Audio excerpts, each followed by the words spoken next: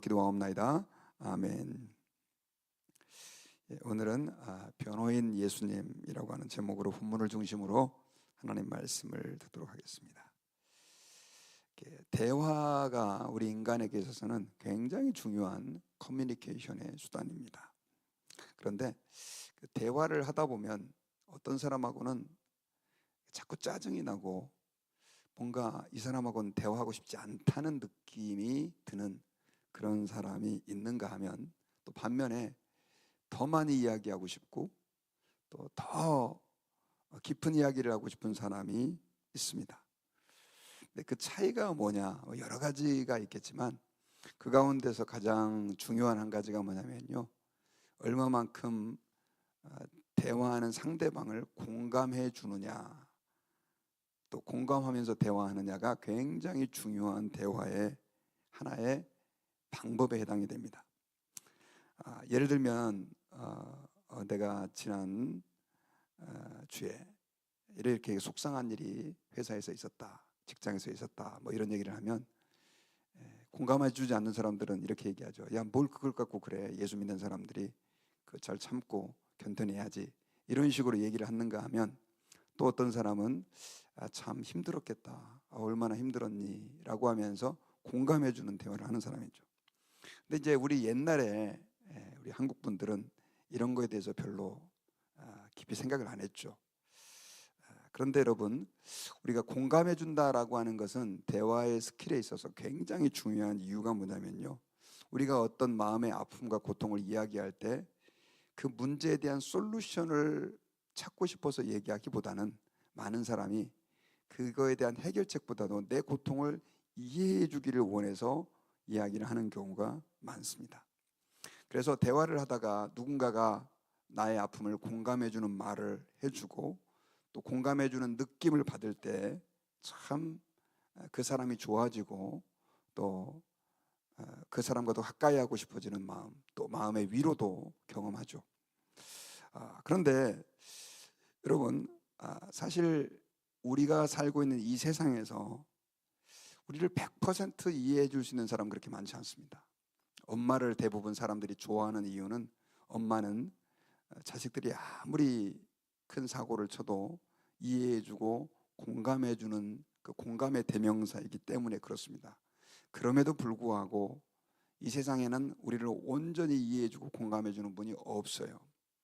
그런데 예수님이 바로 우리를 그렇게 이해해주고 공감해주는 분이다라고 성경에서는 소개하고 있어요. 특별히 히브리서에서는 예수님은 우리의 약함을 동정하는 분이다, 체휼하는 분이다 라고 소개를 하면서, 우리가 약할 때, 넘어질 때, 그래 네가 그렇게 연약했구나, 그럴 수 있지라고 주님이 우리의 마음을 이해해주고 동정해주는 것이죠. 그리고 또한 이 말은 이런 뜻도 있습니다. 우리의 약함을 아시기 때문에 우리의 든든한 변호인이 되어주신다는 것이죠. 여러분, 법정에서 변호사 그러면 사실 죄인들에게는 거의 절대적인 사람입니다. 우리가 무슨 죄를 지었어요, 그랬을 때 정말 좋은 변호사를 만나지 않습니까? 그러면 그 변호인 때문에 마음의 안도감을 느끼고, 변호인이 걱정하지 마십시오, 제가 잘 변호하겠습니다 하면 얼마나 마음의 안정감을 느끼고 또 소망을 갖게 되는지 모릅니다. 그런데 변호사가 시원찮아요. 그러면 우리는 어떤 사건에 내가 잘못했을 때를 떠나서 그렇지 않을 때라 할지라도 얼마나 마음이 불안해지고 초조해지는지 모릅니다. 그런데 성경에서는 그 예수님이 우리의 좋은 변호사다라고 하는 것을 소개하고 있습니다.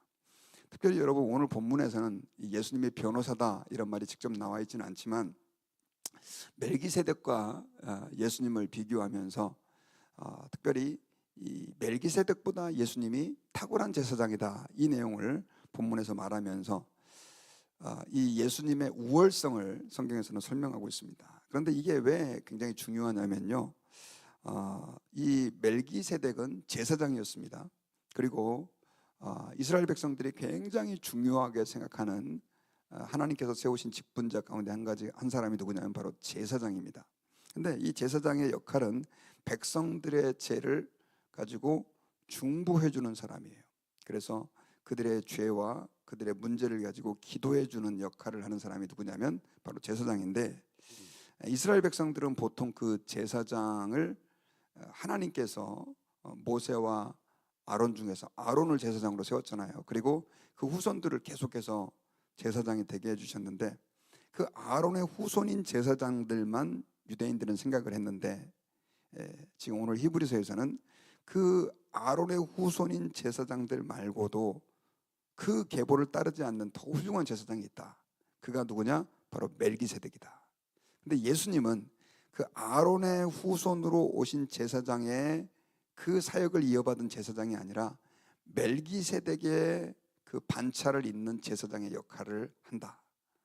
자, 그러면 이스라엘 백성들은 전부가 다 그래도 우리에게 있어서 최고의 아론, 그 제사장 계보는 아론과 그를 따르는 제사장 후보인데, 예수님은 유다 지파지 않느냐 하면서 이제 사람들이 마음이 흔들릴 때 공격하는 사람은 아마 그렇게 얘기했겠죠. 예수님은 이 레위 지파도 아니고 유다 지파인데 뭐 그분이 뭐 우리가 따를 만한 뭐 믿음의 대상이 되겠느냐, 아마 이렇게 비판하는 사람들이 있었던 것 같아요. 그래서 본문에서는 아니다, 예수님은 멜기세덱의 반차를 쫓는, 멜기세덱의 그 계보를 따라가는 하나님이 세우신 특별한 제사장으로서의 사명을 감당하신 분이다라고 하는 것을 오늘 본문에서 설명하고 있습니다. 특별히 여러분, 이 멜기세덱이다라고 하는 분은 성경에 사실 정확하게 스토리로 말하면 한 분밖에 언급되어 있지 않았습니다. 창세기 14장에 나오는 분입니다.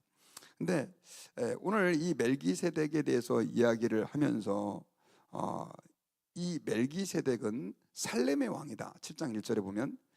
그리고 지극히 높으신 하나님의 제사장이다, 여러 왕을 쳐서 죽이고 돌아온 아브라함을 만나 복을 빌었다, 이렇게 기록되어 있죠. 창세기 14장에 보면 이 아브라함과 롯이 처음에는 그 전에 같이 살다가 갈등이 생깁니다. 왜냐하면 이 양들을 키우는데 데리고 가서 이렇게 목초지에서 이렇게 풀을 먹이는데, 아마 풀이 그렇게 텍사스처럼 많지 않았기 때문에 그랬는지 이거 가지고 다툼이 생긴 거예요. 그래가지고 아브라함이 그럼 우리가 싸우지 말고 서로 갈라서자. 네가 만약에 좌우하면 내가 우하겠고, 네가 우하면 내가 좌하겠다 했는데, 조카 롯은 소돔과 고모라 땅을 선택해서 가게 됩니다. 아브라함은 결국 그래서 가나안 땅에 정착을 하게 되는데, 이 소돔과 고모라 땅에 정착한 조카 롯에게 문제가 생겨요. 어떤 문제가 생기냐면, 그 지역이 이 소돔과 고모라 땅에 원래 그돌라오멜 왕의 속국으로 있었거든요. 그런데 이 소돔과 고모라가 그 속국으로 조공을 바치면서 있었던 그 상태를 거절해 버리니까 그돌라오멜이 열이 받았습니다. 그래서 그 주변에 있는 다섯 왕, 뭐 왕이라 그래봐야 조그마한 성의 영주 정도 되는 그런 정도의 규모라고 볼 수 있는데, 그들을 다 동원해 가지고 결국 소돔과 고모라를 공격해 옵니다. 이 공격으로 인해서, 이 전쟁으로 인해 가지고 결국 조카 롯도 잡혀가서 포로로 끌려가 버리는 그런 일이 생기니까, 이걸 들었던 아브라함이 너무 가슴이 아파서 자기가 데리고 있었던 군사들을 또 혹은 종들을 다 모아서 318명을 모집을 합니다. 그들을 가지고 이제 그 5개국의 연합군을 치죠. 사실 그 당시 규모가 그렇게 크지 않았다 할지라도 말도 안 되는 도전이었습니다. 근데 조카 롯을 사랑하는 마음으로 그렇게 가서 전쟁에서 큰 승리를 거둬요. 그래서 포로로 빼앗겼던, 끌려갔던 자기 조카 롯도 구해내고, 그리고 많은 전리품도 가져오게 되는데, 이때 그들을 맞이하러 나온 사람이 누구냐? 바로 멜기세덱, 살렘의 왕이라고 하는, 살렘은 지금의 예루살렘의 그 살렘이라고 여러분 생각하시면 됩니다.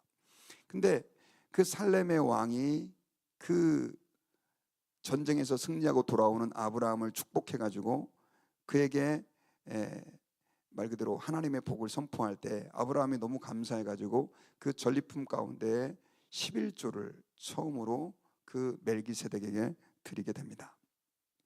그래 가지고 아브라함이 그 멜기세덱의 축복을 받고 이제 돌아와서 소돔 왕에게 그 전리품들을 다 다시 돌려주고, 하여튼 뭐 이렇게 하는 사건이 기록되어 있는데, 지금 바로 거기에서 나오는 이 멜기세덱을 얘기하는 거예요. 그러면서 이 멜기세덱은 3절에 보니까 아버지도 없고 어머니도 없고 족보도 없고 시작한 날도 없고 생명의 끝도 없어 하나님의 아들과 닮아서 항상 제사장으로 있느니라 라고 말하면서 그 멜기세덱이 아버지도 기록되어 있지 않고 족보도 기록되어 있지 않고 끝도 없고 마치 이것이 하나님의 아들과 많이 닮았다라고 하는 본문 것을 얘기하면서 그 멜기세덱의 신비함을 얘기하죠.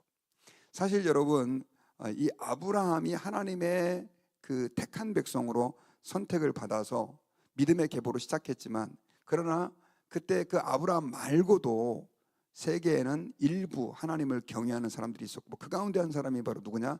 멜기세덱이었던 것 같아요. 그런데 그 멜기세덱의 축복을 아브라함이 받았다는 거예요. 근데 오늘 본문에서 그 사실을 이야기하는 이유가 뭐냐?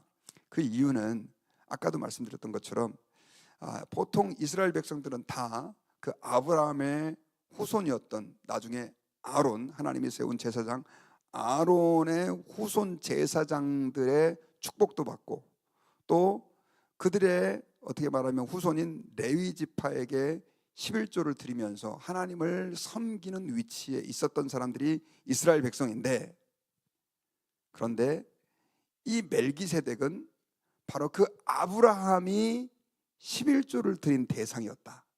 그러니까 훨씬 더 멜기세덱은 아브라함의 후손인 아론보다도 높은 사람이었고, 그리고 실제로 10절에 보면요, 이는 멜기세덱이 아브라함을 만날 때 레위는 이미 자기 조상의 허리에 있었습니다 라고 말하면서, 그 당시 레위는 태어나지도 않았지만 하나님의 그 유전, 그러니까 족보 계보로 봤을 때 레위는 이 아브라함의 허리 안에 있었기 때문에 아브라함과 함께 멜기세덱에게 11조를 드린 사람에게 해당되니까 이 레위 지파라든가 제사장들보다도 이 멜기세덱은 훨씬 탁월한 분이고, 바로 예수님은 그 멜기세덱의 반차를 잇는 제사장이다, 이걸 설명하는 거예요. 자, 오늘 새벽에 본문이 좀 이렇게 혼돈스럽고 어렵지만, 자, 여기서 굉장히 중요한 것을 오늘 본문에서는 나타내려고 합니다. 그게 바로 뭐냐면요, 왜 그러면 멜기세덱과 예수님을 비교하면서 이렇게 설명을 하고 있느냐? 자, 멜기세덱이 아론보다 훨씬 더 우월한 제사장이라고 한다면, 지금 우리가, 그러니까 유대인들의 입장에서 우리가 그 아론을 중심으로, 아론의 후손들을 중심으로 형성된 이 구약의 율법에 따른 제사장의 역할보다 훨씬 더 멜기세덱의 계보를 잇는 예수님 제사장을 우리의 주님으로 섬기는 것이 귀하고 가치 있는 일이다. 구약 시대에 그 율법의 제사장들이 중보자로서의 역할을 했던 그거보다도 이 멜기세덱의 반차를 따르는 예수님의 중보 사역이 훨씬 더 우리에게 가치 있고 귀하다, 이거를 지금 선포하고 있는 것입니다. 자, 이 구약 시대 제사장들은 여러분 아시는 것처럼 매일 아침과 저녁에 제사를 드리는 역할을 그렇게 했습니다. 상번제라고 그래가지고요. 그리고 절기 때마다 특별히 대속죄일이 되면 대제사장은 모든 백성의 죄를 다 짊어지고 그렇게 어떻게 말하면 이스라엘 백성 전체의 대표자로 자기 자신을 속죄하고, 그리고 그 염소의 그 피를 가지고 지성소에 들어가 가지고 백성들을 속죄하는 중보자로서의 역할을 했잖아요. 이게 너무 대단하지만, 그러나 예수님은 그와 다르게 오히려 우리를 위하여 십자가에서 죽으심으로 그 아론의 후손이었던 제사장의 중보 사역은 일시적이고 부분적이지만, 예수님의 그 중보 사역은 완전하고 절대적이고 말 그대로 훨씬 더 탁월한 중보의 사역을 이룬 것이다라고 하는 것을 오늘 본문에서 강조하고 이야기하고 있는 것이죠. 그러므로 우리 특별히 이제 히브리서의 그 독자들이죠, 믿음에서 흔들리며 방황하는 그들에게 그 예수 그리스도를 믿는 것을 절대로 주저하지 말고, 아무리 핍박이 와도 그 믿음 가운데 굳게 서서 예수님을 붙잡고 믿음을 지킬 것을 권고하고 있는 것입니다. 자, 우리가 여기서 오늘 기도 제목으로 삼기를 원하는 것은, 자, 제사장 그러면 어떻게 말하면 우리하고는 지금 아무 상관이 없는 것처럼 여겨집니다. 그런데 여러분, 예수님이 그리스도로서 가지신 중요한 직분 세 가지가 있어요. 하나가 뭐냐면 왕, 또 하나는 선지자, 또 하나는 제사장이에요. 예수님이 제사장으로서 멜기세덱의 반차를 잇는 제사장으로서 우리의 구원자가 되어주셨다라고 하는 것은 우리가 잘 알고 있는 것처럼 그분이 우리를 위한 속죄 제사의 중보자가 되셨다, 그런 의미도 있어요. 그런데 또 한 가지 더 중요한 것은 속죄 제사, 죄속함의 죄사함의 중보자가 되시는 것뿐만이 아니라 또한 우리를 위해서 기도해 주시는 중보자로서의 역할도 예수님이 하고 계신다는 거죠. 구약의 제사장의 역할 중에 굉장히 중요한 것 하나가 뭐냐면 바로 백성들을 위해서 중보 기도하는 것이었어요. 기도하는 일. 그런데 예수님이 우리의 중보자가 되셔서 우리를 위해서 기도하시고 또 하나님 앞에서 우리의 모든 사정과 아픔을 가지고 하나님께 아뢰인다고 할 때 이것은 엄청난 특권이라고 하는 것이죠. 예전에 제가 교회 다닐 때 저는 어렸을 때부터 교회를 다닌 게 아니어서 교회 가니까 뭐든지 다 신기한 거예요. 한 가지 여러분 아세요? 왜 기도할 때 우리가 예수님의 이름으로 기도합니다 하고 끝내는지. 예전에는 저는 그런 것도 봤습니다.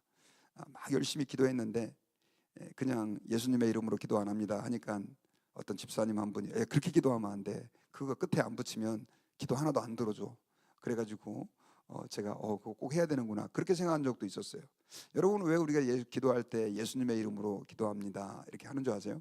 그거는 그걸 해야 뭐 주님이 들어주고 그게 아니고 예수님이 바로 우리가 한 그 모든 기도를 받아서 하나님 아버지께 중보자로서 얘기를 해주시는 그런 기도의 중재자이시기 때문에 그렇다는 거죠.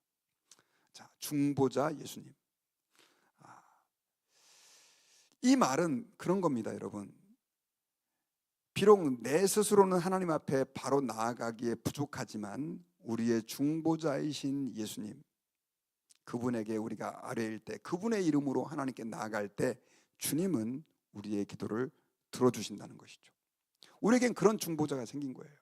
기껏해야 이스라엘 백성들에게는 아론의 후손이었던 제사장들, 그들 뿐이었지만 그러나 우리에게는 지금도 살아서 역사하시는 예수 그리스도가 우리의 중보자가 되어주신다는 것입니다.